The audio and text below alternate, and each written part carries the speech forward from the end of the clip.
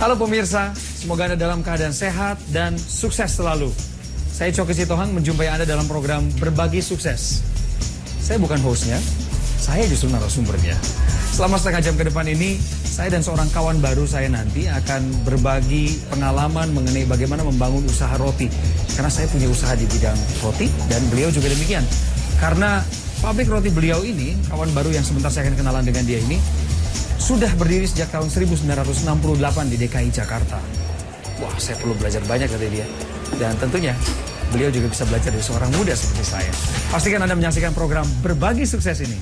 Saya perkenalkan kepada Anda liputan berikut ini.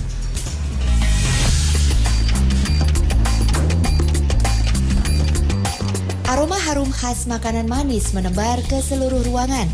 Terlebih jika makanan kenyal dan lembut ini baru saja keluar dari tempat pemanggangan. Bagi penggemarnya, tak ada kenikmatan lain selain menyantapnya saat masih hangat. Ya, roti. Dulu kita hanya mengenal sedikit jenis roti. Paling populer adalah roti tawar yang menjadi teman santap pagi. Kini, seiring dengan perubahan gaya hidup, roti telah menjadi tren tersendiri di dunia kuliner. Bahkan para pengusaha roti berlomba-lomba menciptakan jenis baru yang berbeda dengan yang sudah ada. Roti tidak sekedar menjadi kudapan, namun juga menjadi makanan utama yang digemari masyarakat. Maka tak heran, usaha roti terus menjamur dari sekedar jajanan di pinggir jalan hingga berkonsep ala kafe. Salah satunya dijalani oleh model sekaligus pembawa acara Coki Sitohang. Bersama dengan 5 orang temannya, Coki membuka gerai roti sehat asal Jepang bernama Hoshi Japanese Healthy Bread. Tahun 2009 menjadi tahun pembuka gerai roti berkonsep ala kafe yang terletak di pojok sebuah pusat perbelanjaan di Jakarta Barat. Kita jelas punya segmen orang-orang yang peduli pada kesehatan mereka. Orang-orang yang akan mengorbankan waktunya 2 hari sekali datang ke toko kami untuk beli roti lagi. Karena dia nggak mungkin beli roti sehari lalu untuk ditaruh seminggu. Bagi kami itu nggak terlalu menjamin keenakan dan mutunya. Sebab konsentrasi di kesehatan artinya tidak pakai pengawet, tidak pakai pewarna, tidak pakai alat-alat atau bahan-bahan kimia lain yang justru malah bisa membuat tubuh kita rusak. Bisnis roti memang bukan bisnis yang murah.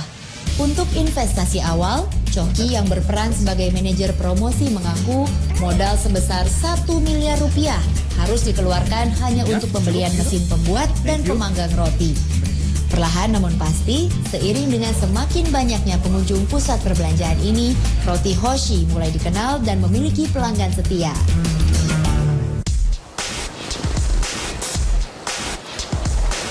Kita mengenalnya dengan istilah roti gerobak. Paling ramai dijajakan di pagi dan sore hari di wilayah pemukiman penduduk. Beragam roti mulai dari roti tawar hingga roti manis beraneka rasa dijual dengan kisaran harga Rp1.000 hingga Rp6.000. Meski masih sering dijumpai, keberadaan roti rakyat ini perlahan namun pasti terancam mati suri. Padahal pada tahun 1960-an roti tradisional ini pernah mengalami masa kejayaan. Sentra industri roti tradisional tumbuh dan beromset besar di wilayah Cawang, Jakarta Timur. Sehingga masyarakat Jakarta menamakan roti tradisional ini dengan nama roti Cawang. Namun sayang, kini hanya sedikit saja pengusaha roti Cawang yang mampu bertahan.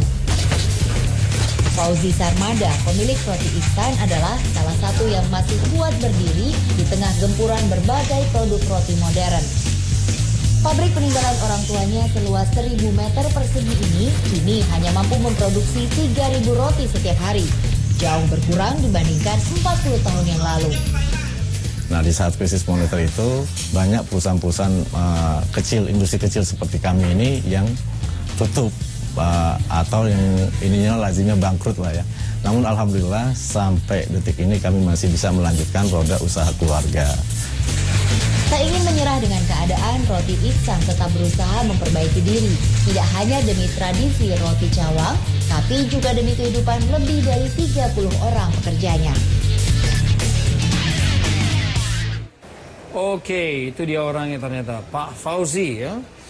Roti Ihsan atau terkenal dengan roti Cawang sejak tahun 1968 ya. Lokasi di Cawang. Baik Bapak, saya akan mendatangi Bapak sebab saya tahu banyak hal tentang Anda. Saya berangkat sekarang.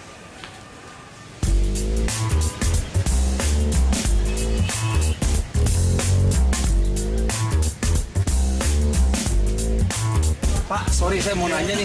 Mohon maaf. Ini cawang betul ya? Iya, ini cawang, Pak. Saya nyari roti cawang yang terkenal itu, Pak. Roti Iksan. Itu sebelah mana, Pak ya? Ya, sini, Pak. Oh, Ya. jalan ini persis.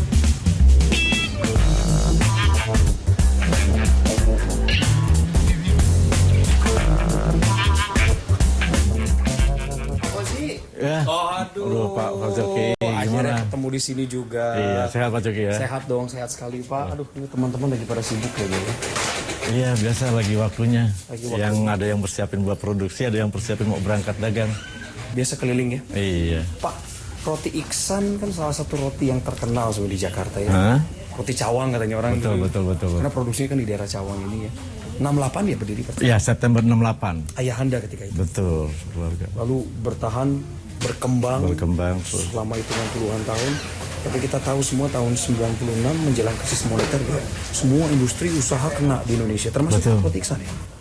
Iya, sangat dirasain hampir semua dan khususnya kami. Tapi alhamdulillah kami bisa bertahan dengan kepercayaan diri dan memanage diri kita, bisa mengendalikan diri lah, paling tidak mengecilkan pengeluaran kita, lebih mengedepankan kepentingan usaha.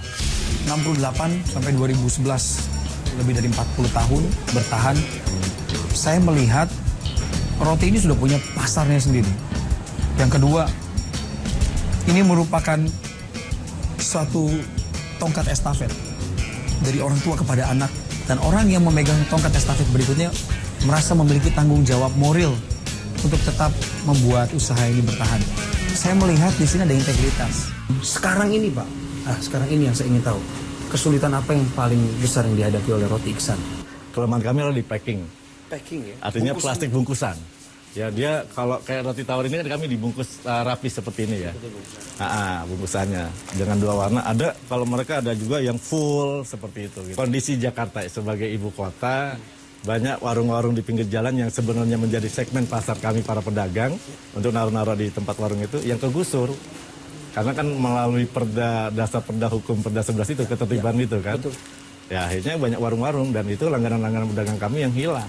Saya justru menjadi cemburu kalau dengan usahanya Mas Coki kan yang dalam mall, ber-AC, yang lebih modern. Itu kan yang lebih menarik sebenarnya daripada usaha kami yang sekarang. Tantangannya luar biasa, tapi kalau Mas Coki mungkin nggak ada tantangan. Kita masing-masing punya tantangannya sendiri. Kalau saya sedikit ya, saya cerita Pak ya. Sebelum nanti kita... Tapi sebelumnya udah berapa lama usaha Mas Coki? Saya baru jalan 2009 akhir Pak. Bentuk perusahaannya 2009 pertengahan, 2009 akhir baru launching tokonya gitu. Dan waktu launching toko Hoshi pertama kali di Mall Central Park di Jakarta Barat, itu mallnya masih sepi banget.